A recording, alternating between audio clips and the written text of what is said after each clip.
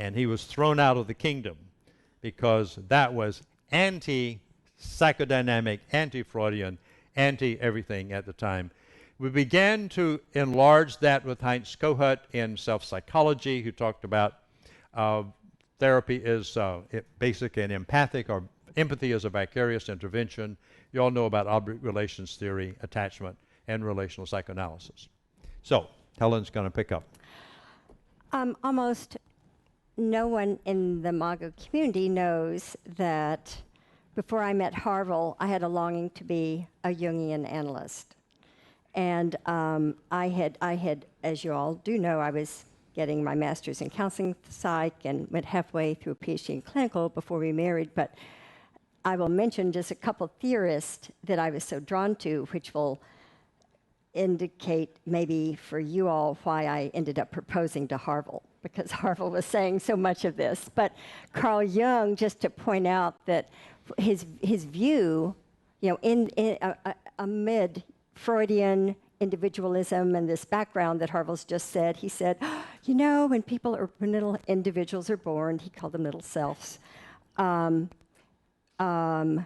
people think there's a tabula rasa. That had been the philosophy at the time, a clean slate on which life then begins to shape. He said, I don't think so. I think that they're really little encodings of the soul when people are born, and that there are these archetypal pulls, and according to how you're born, you're pulled to become this way or pulled to become that way. And he was really fascinated at studying that everyone has their own archetypal nature, and a field called archetypal psychology grew out of that. But also, he said, you're also getting dreams from your unconscious. Now, where does that come from? And he said, you've got to be in relationship with these dreams that you have. And so Jungian analysis is largely dream theory. And it makes me think of Netta Fetterman, who talks about, she has some beautiful theories she's cooking about really being in relationship with all of who you are toward being in relationship with those around you, and that synergy, that flow between the inner and outer. Well, Jung also challenged Freud's thing of, okay, my mentor, Freud, talks about the unconscious, but it's an individual unconscious.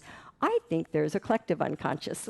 Just exciting little glimmers of that relational paradigm, that we're all, underneath the individual unconscious is this sea of something that we're all in relationship to that helps. It keeps coming up and erupting into our lives. Carl Rogers is someone I had appreciated so much, the empathy-based therapy. The first person who said, empathy is so important to healing. People went, what?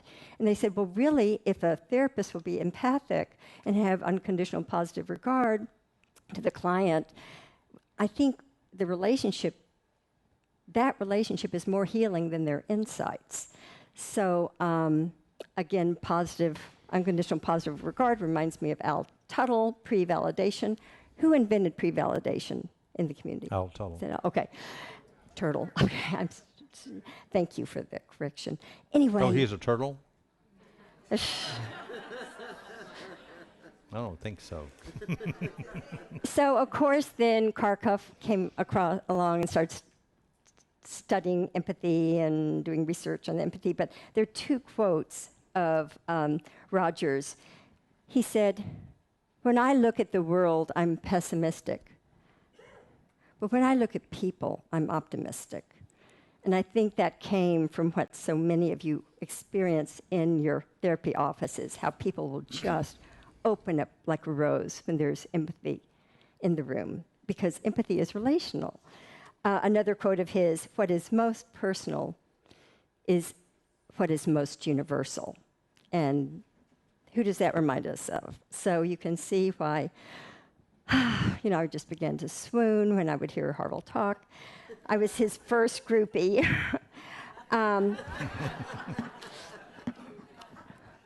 So I was early on.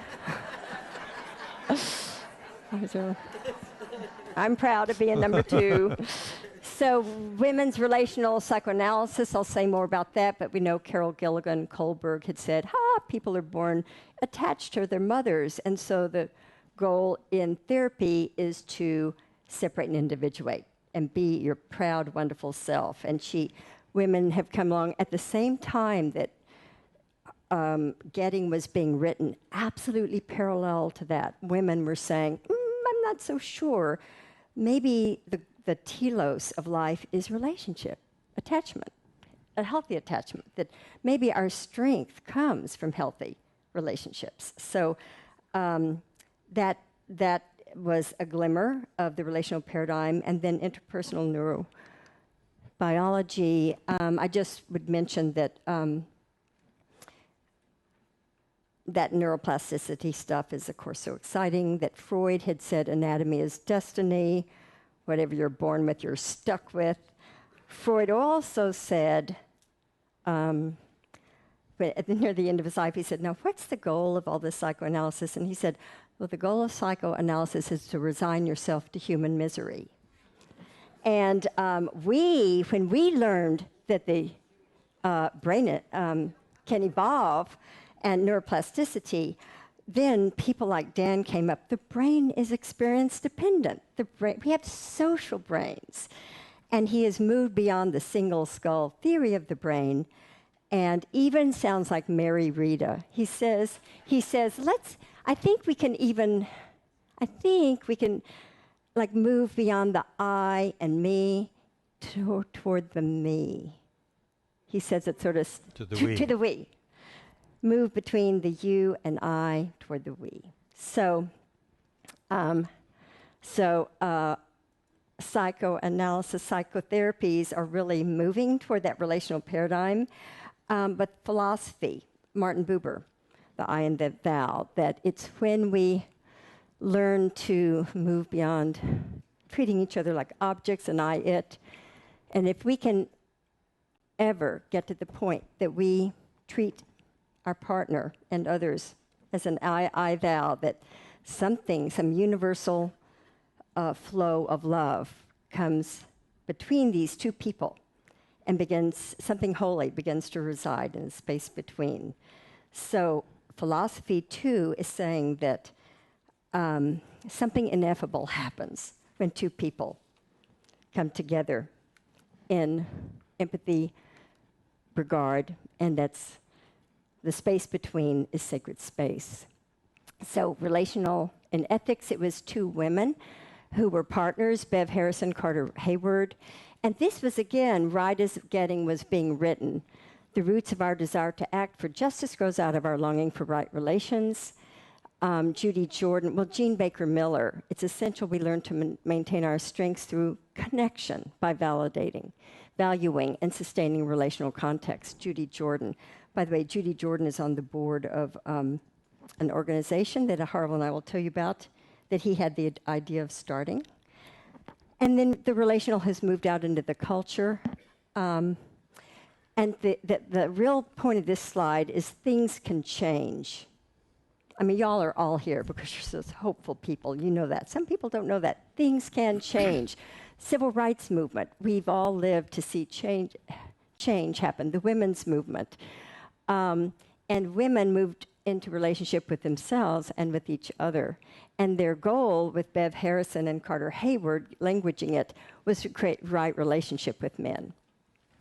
So just to mention, this is really it's even beyond the culture. There's this pulsing out, pulsing in, the masculine energy, feminine energy, focus, mosaic. Both are important. Rational, intuitive, action, reflection, they're both important. That whole feminine energy, however, was suppressed in the patriarchy. The yang and the yin. This is like just global, and it's in all cultures. There are these pulls, and they should be equally related. They should be in right relationship. Gloria Steinem in the 80s was so upset. She said, our masculine culture is patriarchal, thus our marriage structure is patriarchal, thus marriage is a dangerous place for women. Don't do it. Don't even think about it. It's dangerous. It is costly to your sense of self. Well, Imago rose up, and over time, and maybe that women's movement too, there has been more of a shift from father knows best, the top down, to that horizontal shared idea in a marriage. To the degree that Patty Howell, a woman that we met about 5 years ago, headed up a federally funded research project throughout the state of California. She worked for 4 years on it. Seismic shift. The results of her study, 30 years later, healthy marriages produce healthy women and girls. Yay, everybody get married. And do Imago, because that needs to be added to the feminist agenda. Healthy marriages will empower women and empower men. Oh, by the way, I was Andrea Cam yesterday.